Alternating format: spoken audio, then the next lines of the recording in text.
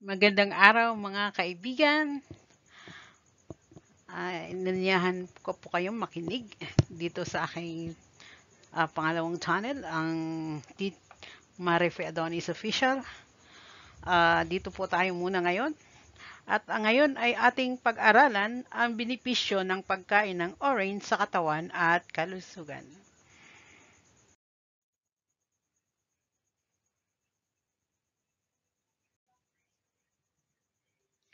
So, ang ating introduction. Uso na naman ang sakit sa panahon ngayon, gaya na lang ng lagnat, ubo at sipon. Mag-ingat man tayo ng todo, hindi pa rin maiwawasang dapuan tayo ng iba't ibang klase ng sakit. Lalo na ngayong panahon ng pandemya, nararapat lamang na mag-ingat tayo sa ating kalusugan. Bigla-bigla rin kung sumalakay ang sakit. Napakarami ring sakit ang nagkalat sa paligid. At kung mahina ang resistensya natin, tatamaan agad tayo. May mga pagkaing nakapagpapalakas ng katawan at nakapagpapaganda ng balat.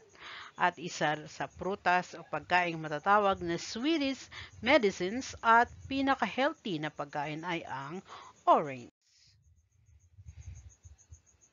Mga benepisyo sa kalusugan ng orange.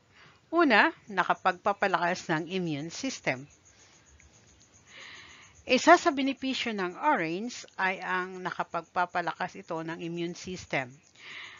Kaya't isa sa panahong mahina ang resistensya o sa mga panahong mahina ang resistensya, isa sa kainin o mahiligan ang orange.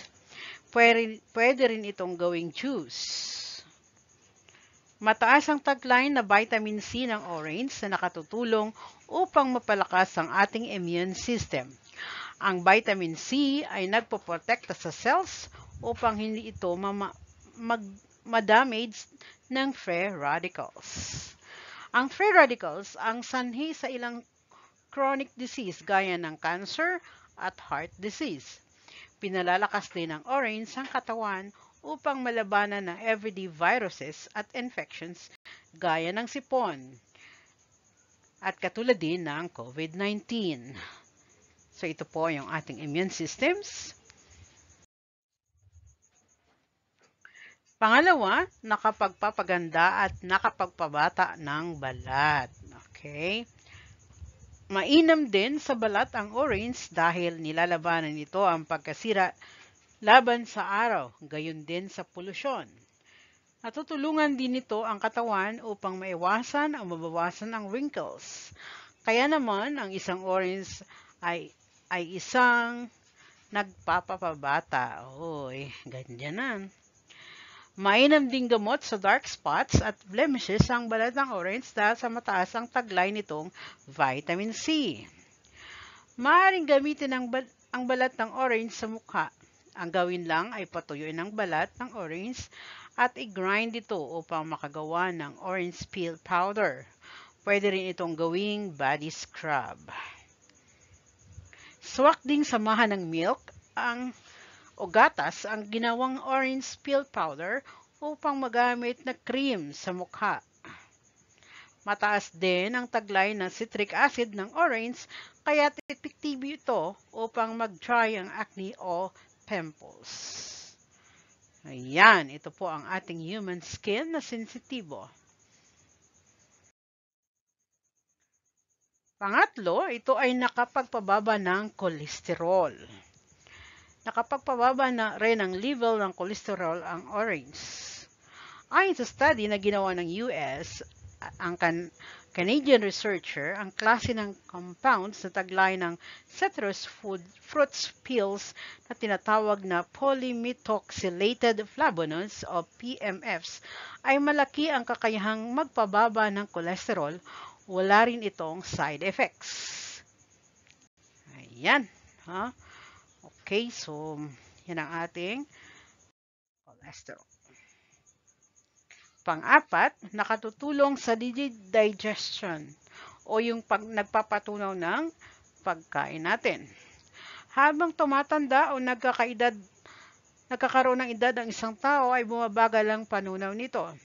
At sa mga mayroong ganitong problema, isa sa nakatutulong sa digestion ay ang orange.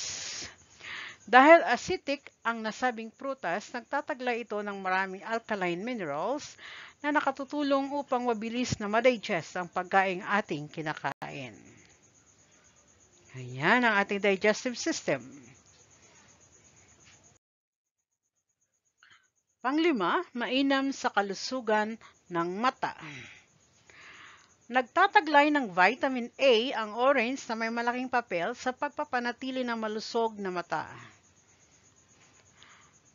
At nag-iiwan din ng vitamin A ang ilang mga may kaugnayan sa pagkabulok ng kalamnan or muscle degeneration na kapag sumobra na ay naging dahilan ng pagkabulag.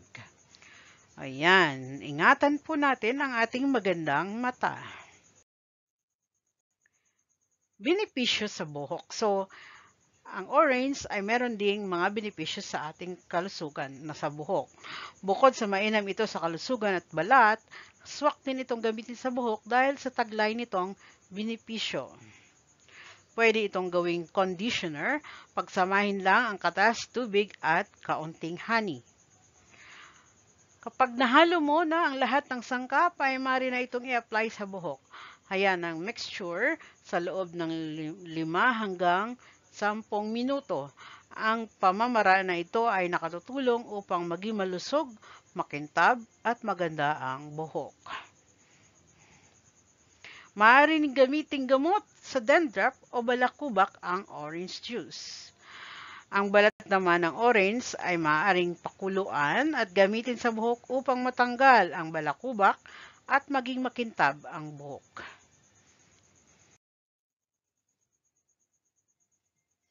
Panghuli, sa pagpili ng orange, kailangang hawakan ito at alamin kung mabigat. Ang mas mabigat na orange ay mas masarap at mas makatas. Amuyin din ito para malaman kung matamis o hindi. Iwasan ang pagbili ng mga orange na may sira ang balat at masyadong malambot.